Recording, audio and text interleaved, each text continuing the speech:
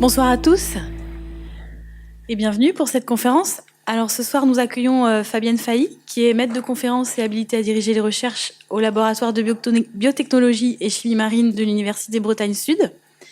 Alors elle vient nous parler d'un thème qu'on a déjà traité dans les lundis de la mer, mais l'idée c'était aussi de faire un point sur ce qui avance, sur les recherches et puis les choses mises au point. Donc là, on parle de stratégie anti-fouling et puis on voudrait avoir des réponses justement à cette question, est-ce que la solution se trouve dans les océans ? Donc évidemment, on a comme d'habitude un temps pour l'intervenante et puis après cet échange avec elle, avec vos questions. À tout à l'heure. Merci.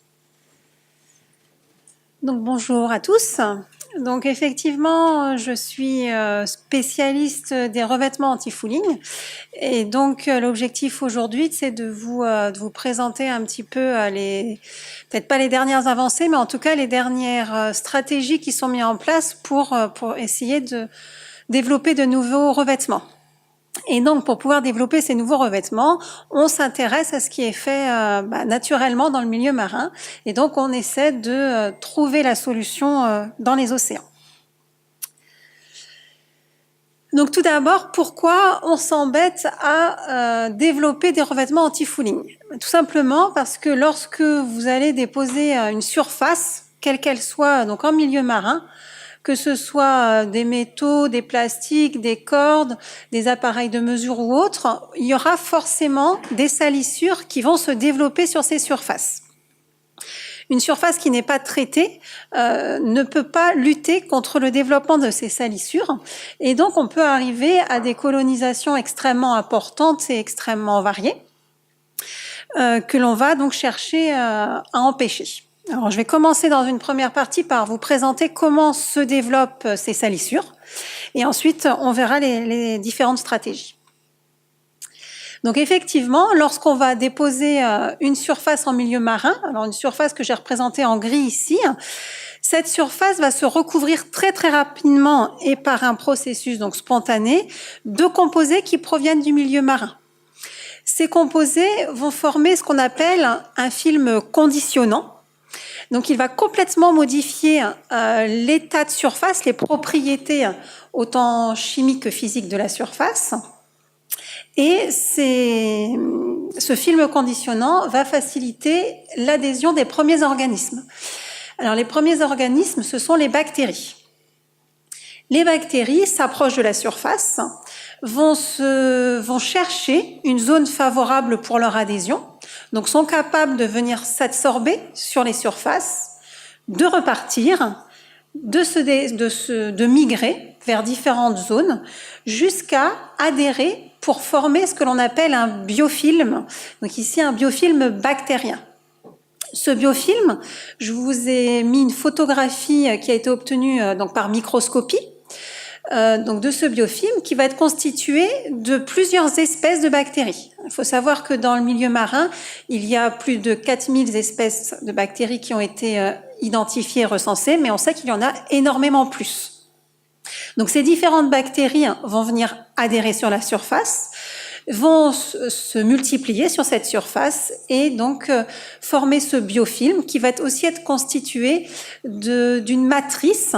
Donc c'est ce que l'on appelle des exopolymères. Donc il faut imaginer une substance assez collante qui est constituée de beaucoup d'eau et qui va permettre au biofilm d'être suffisamment solide, donc d'avoir une structure en 3 dimensions et qui va permettre aussi aux cellules de se protéger de l'environnement extérieur. Ces bactéries ensuite vont faciliter l'adhésion d'autres espèces microscopiques qui sont les microalgues. Alors là, je vous ai mis un exemple d'une microalgue qui est une diatomée, qui est très souvent retrouvée sur les coques de bateaux et donc qui vont venir se coloniser ces surfaces et vivre en symbiose ensemble avec les bactéries.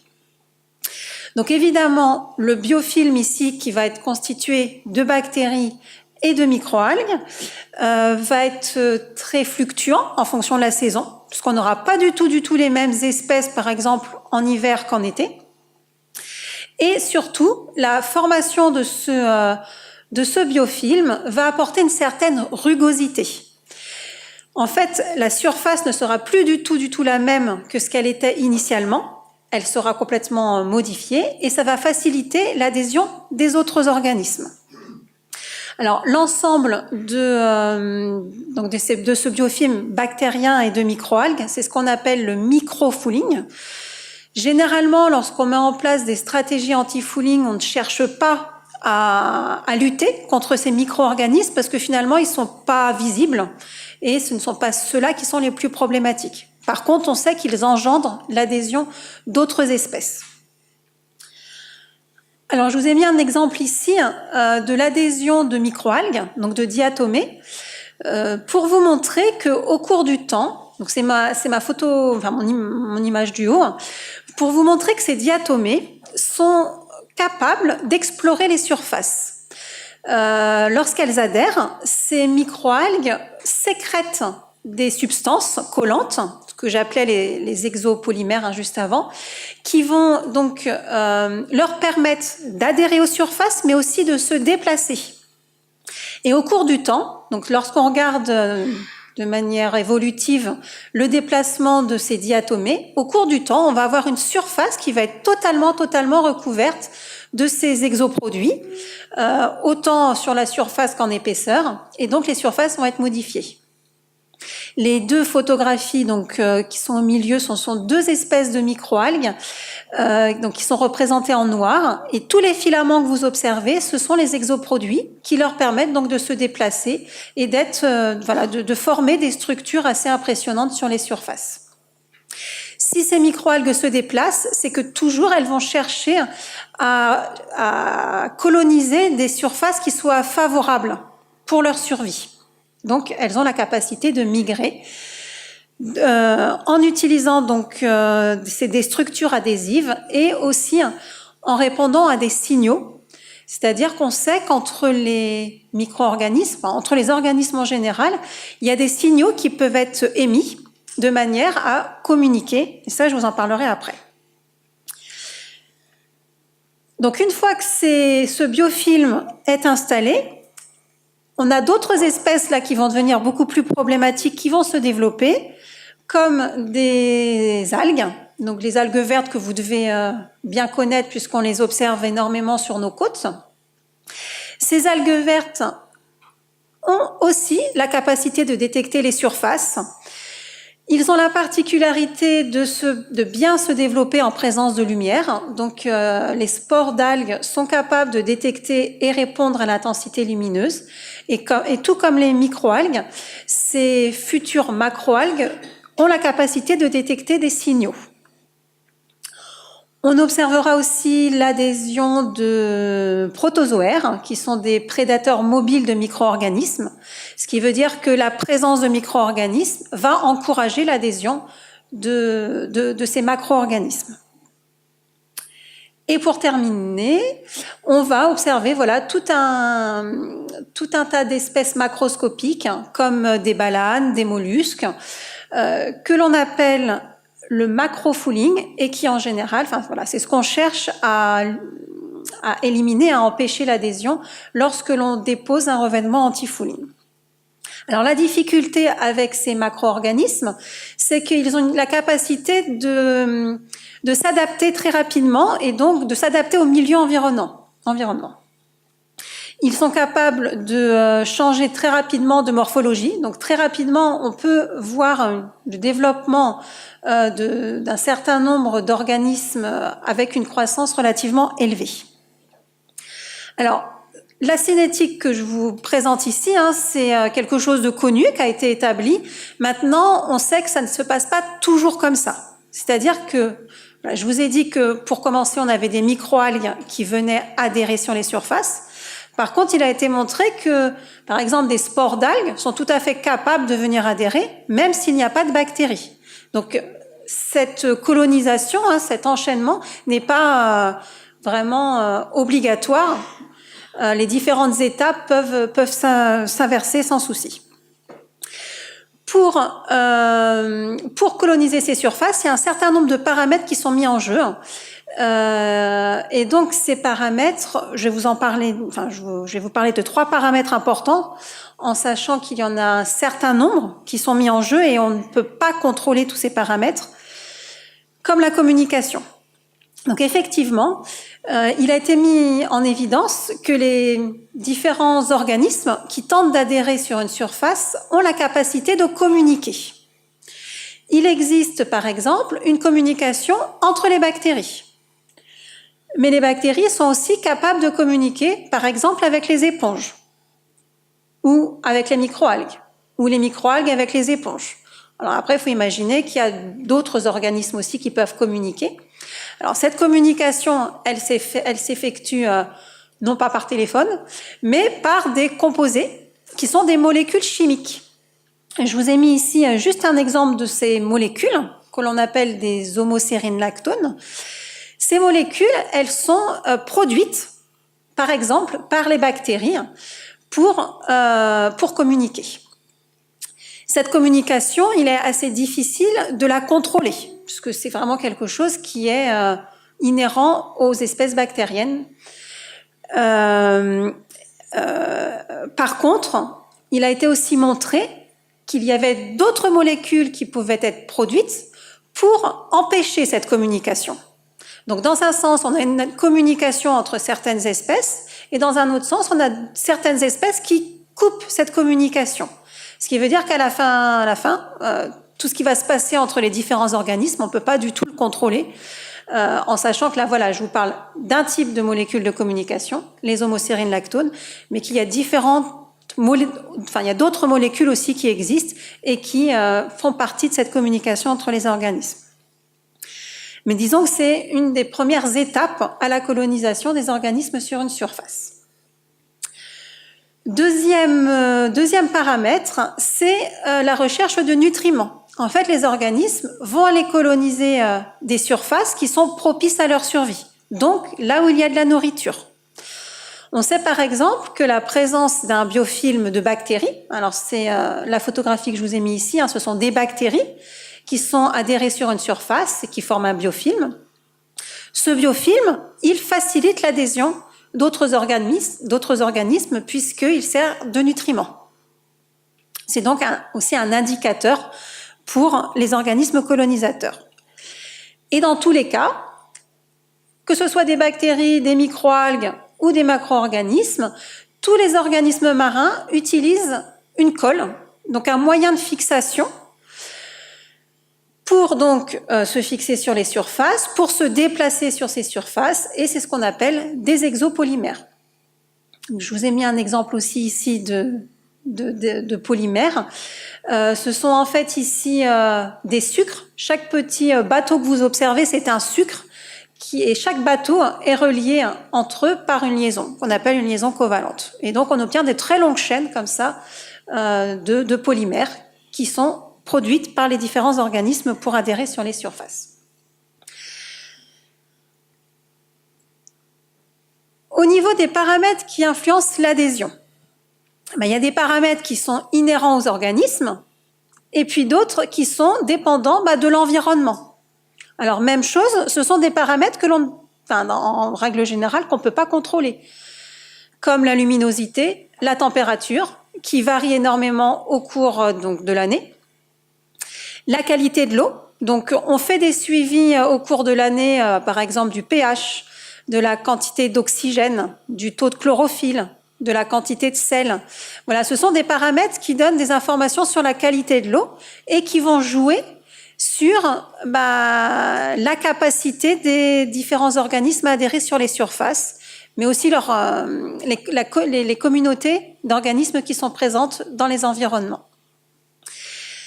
Il y a un paramètre par contre sur lequel on peut jouer, c'est la nature de la surface.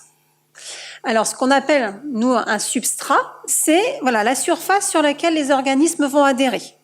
Et on sait tout à fait qu'en fonction des propriétés de cette surface, par exemple si c'est une surface qui est plutôt toxique, si c'est une surface qui est lisse, qui est rugueuse, si c'est une surface qui est immergée à des profondeurs différentes ou dans des lieux différents, on n'aura pas du tout la même colonisation. Ce qui veut dire que lorsque l'on va mettre en place une stratégie pour lutter contre la colonisation, il faut vraiment avoir un spectre assez large, il faut vraiment avoir toute une batterie d'activités pour empêcher l'adhésion des salissures. Donc c'est pas quelque chose de simple. Je vous ai juste mis quelques exemples pour vous montrer l'influence par exemple de la luminosité. Donc vous avez en haut 2 plaques de PVC qui ont été immergées au port de Kernevel pendant 9 mois à environ 50 cm en dessous du niveau de l'eau. Et donc on a observé les salissures qui se sont développées soit sur le côté lumineux, donc en présence de lumière, ou le côté de la plaque qui était à l'obscurité. Et vous voyez que dans les 2 cas, on va pas du tout avoir les mêmes salissures. À la lumière, on va être en présence d'organismes photosynthétiques, donc des algues, alors qu'à l'obscurité, on pourra observer par exemple des balanes.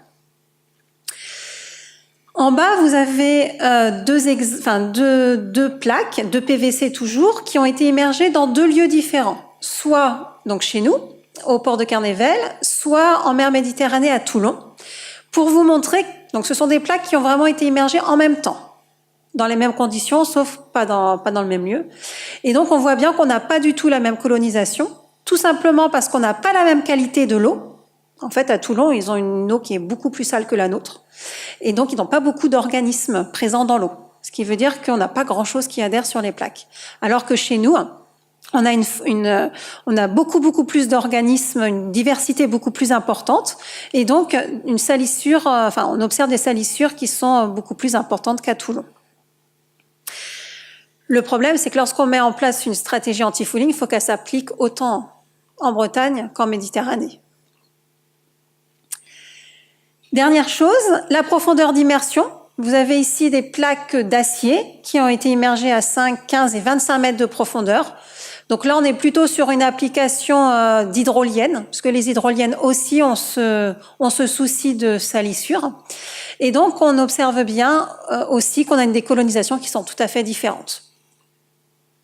Ce qui veut dire que ce sont des processus qui sont très difficiles à contrôler et qui vont aboutir à des conséquences environnementales et économiques relativement importantes.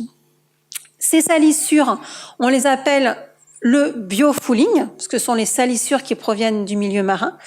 Et donc, parmi les conséquences, on va avoir par exemple une augmentation du poids des bateaux, une augmentation de la traînée hydrodynamique de ces bateaux, donc une augmentation de la maintenance, une augmentation des gaz à effet de serre, une augmentation de la consommation de carburant, des risques de corrosion, et puis on observe aussi l'introduction d'espèces invasives.